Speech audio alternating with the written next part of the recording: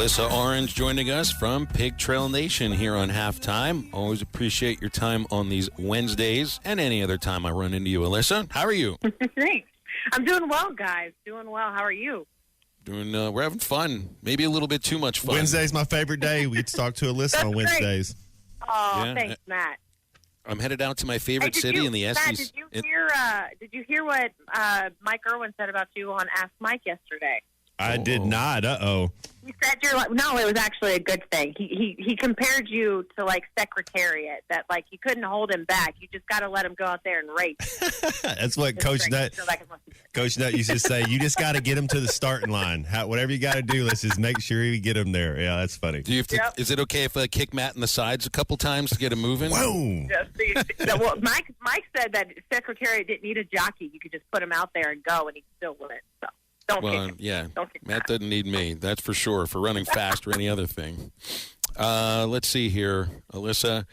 I'm headed out to my favorite SEC town with the baseball team, Athens. You've been around this league enough to have a favorite place to visit. What's yours? You know what? Gosh, I feel like Arkansas fans are going to be so mad at me. I love Baton Rouge. I do. I love Baton Rouge, probably because I love Cajun food so much. But I love going to Baton Rouge, and it's fun. And I enjoy that. I think second, I've only been to Athens once for the football game, so I don't have a lot of experience there. And so I think my second might be, I don't know, actually. I'm just going Baton Rouge is the answer. My folks love Baton Rouge too, Phil. Whenever they traveled and went on road games, they said to LSU fans. And I think, too, also, like you said, Alyssa, the food, but the people were just nice to be around, and the food's awesome. Yeah. Yeah. Columbia is my least favorite. Missouri. Yeah, I think I would share that with you. There's a couple restaurants I like to go to in Columbia, but every time I go there, it's miserable. Literally miserable. Every single time we go there, it is miserable. But at least Arkansas, the baseball team and women's basketball team wins the games when they play against them. Can't say that for football too often. Alyssa, has this baseball team?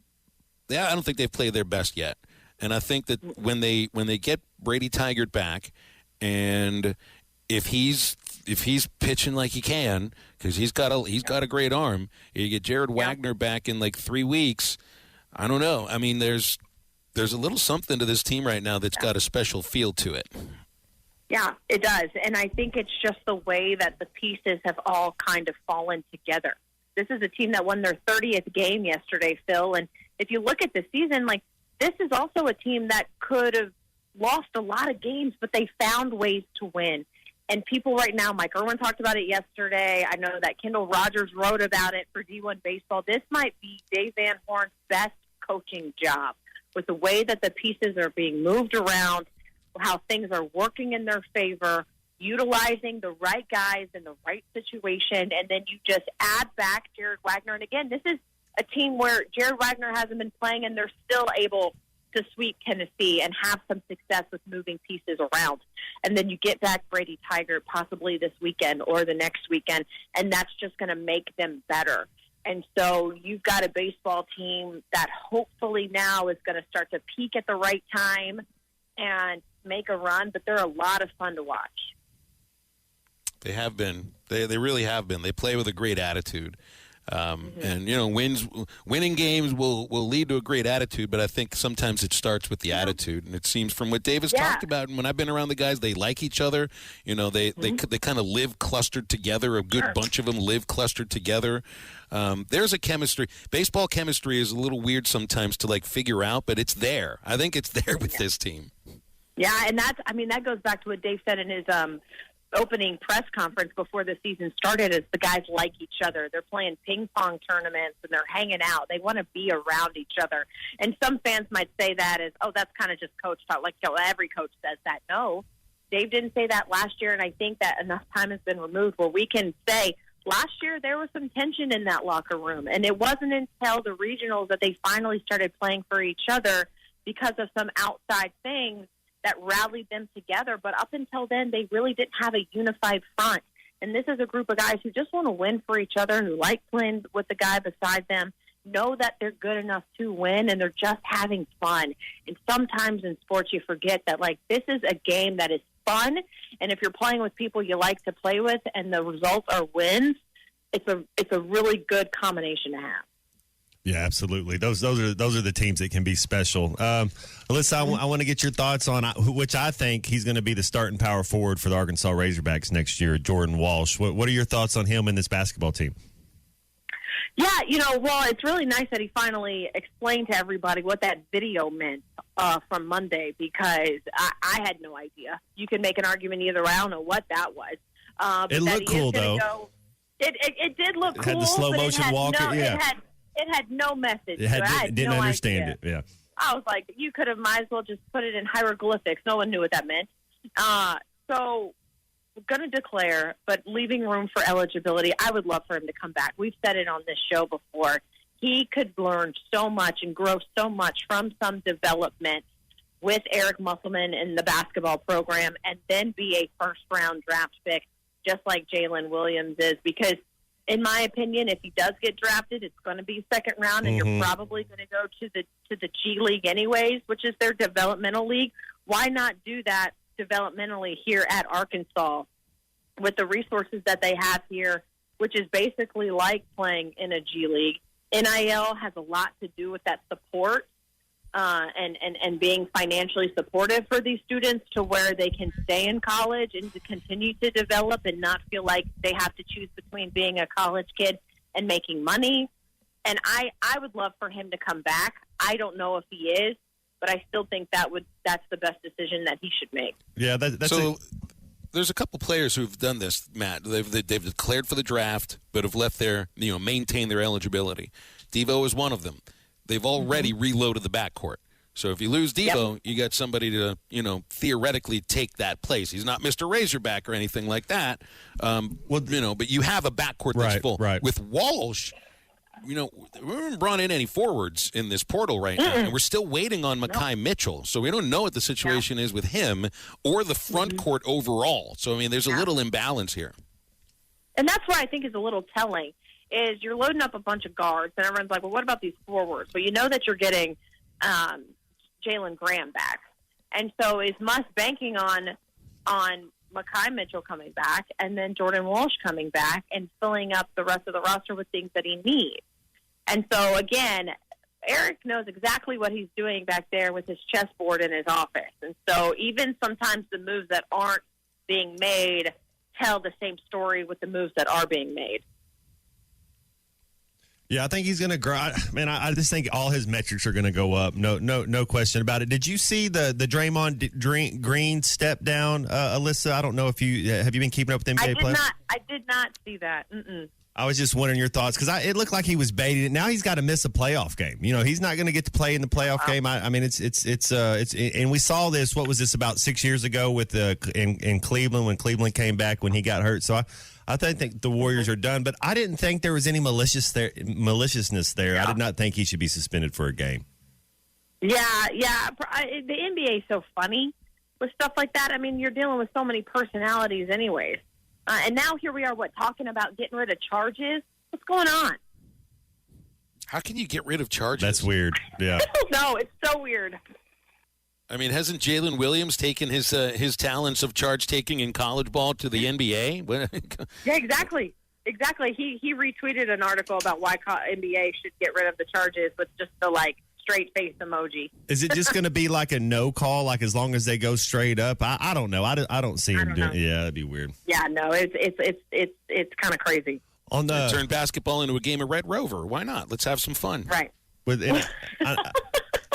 Alyssa, I know we didn't have a scoreboard for the spring game. That back half, those back four, how did they look? I think McAdoo's going to be a star. Are we going to go out and get another safety with these leftover scholarships or this portal that we have, or do we have enough back there to get it done? Yeah, I think you have enough right now. I think you're happy with what you got, and I think if you're Sam, you're going after maybe another defensive lineman. Interior defensive lineman, and then you're looking at tight end. And so I think that you got to be happy with the guys and the speed that you have back there. Unless, and Sam has always said this, unless something crazy happens and a guy goes into the portal and it's like, I don't care what position he plays, we got to have him. Mm-hmm. Then I think you're looking at a little bit more of, okay, I really feel like our depth is questionable. Tight ends, maybe add one more interior defensive lineman to make you just feel better about that depth because you're going to be rotating so many guys on the D-line is where you put your focus on.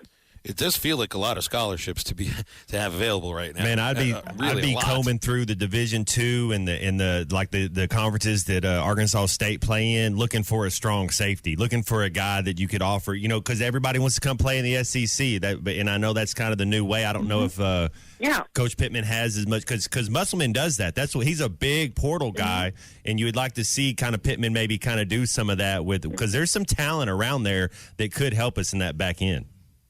Yeah, I'm sure if he's got a scholarship or two available, he'll see what he can do. I don't think he's not like, unfortunately, Dabo Swinney, who's so stubborn about the portal that he's not going to go out there and help himself. Mm-hmm. That Pittman is going to set teams up for success. Hey, Alyssa, Dodgers fan, congratulations on really? Kershaw. Oh Kershaw, 200 wins. Don't worry about how your team's starting. You guys are going to be in the playoffs. Half the teams make the playoffs anyway. You're in. Don't worry about it. Kershaw won his 200th game.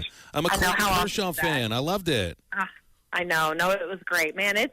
He's been just so fun to watch. And, even though he's not the Clayton Kershaw that we saw in the heyday, just him continuing to have success, he's just steady, right? And there's something to be said about these pitchers who have just maintained that steadiness for so many years in the major leagues. And, the best, if not one of the best lefties ever. So, why are you ugh-ing the Dodgers? What's wrong? You guys have, you're 500, less than 3 weeks in. Because I'm spoiled. That's why. Glad you admitted it, Dodger fan.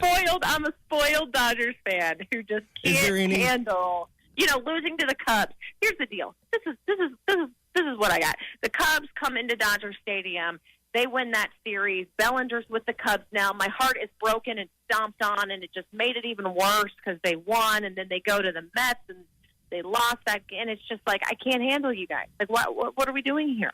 They couldn't keep Bellinger anymore. You can't have a guy hitting like that. So good. No, I know, but I just like I'm on my Bellinger year, Phil. I'm 35. It was my Bellinger year. It was a good year, and then we just got rid of him. My Bellinger year. Now, when you really want to panic, your Dodgers go to Pittsburgh next week. You lose one game to the Pirates, start to panic, even though they're beating teams. They're beating teams right now, but I don't think they do that to the Dodgers. Mm-hmm. I'm going to have to just throw all my Dodger stuff away in the closet. Hey, speaking of Dodgers, real quick about this, too, because Magic has been a pretty good owner or part of a really good ownership group there, since he took charge. Yeah. And now he's got this ownership group with Josh Harris, who has done really good things with the Sixers now. And they're going to take over the Washington Commanders. And I just, I think that's like a sleeping giant ready to go again because Dan Snyder's the worst owner in all of sports. Magic and Josh Harris know how to own a team. Yeah. No, that's exciting. When I first saw that, I was like, that sounds like success. What he was able to do with the Dodgers. And I think it's I know this was a long time ago, but when they bought the Dodgers, the Dodgers could barely afford ketchup at the stadium. They were pretty much in shambles. And so being able to kind of resurrect that, and then, I grew up right outside of D.C. My mother is from Maryland. She is a Commanders fan. And so I would love to see that team get back to being competitive and having some swagger again. And then, of course, we all love Cam Curl, and Cam Curl is a star for that team, and I would love to see him have some success, too. I think it's really interesting to look. We'll talk about with college athletics programs, you got to have a good coach, which is the general manager of your program and everything. Without that, it all crumbles afterwards. You got to have a good coach. In professional sports, the more that I think about this, your ownership really, your ownership matters. Look at the previous owners of the Dodgers after the O'Malleys sold them. The O'Malleys were great owners. Fox was a terrible owner. The McCourts were the couple that ran them into the ground, and they were basically bankrupt by the time they were sold. And now they came back, and they're what we think the Dodgers are for these last 10 years. You don't have a good owner in professional sports, you're not going to be very good. No, and they've got to know the brand and that value of the brand and bring that pride back, right? That's how every every franchise has been able to be sustainable or be resurrected is that pride and the value in that brand. And if they can go into D.C. and get people proud to be Washington fans again and want to go to games because of what that logo stands for, then you're flipping this thing in a complete 180 in the right direction.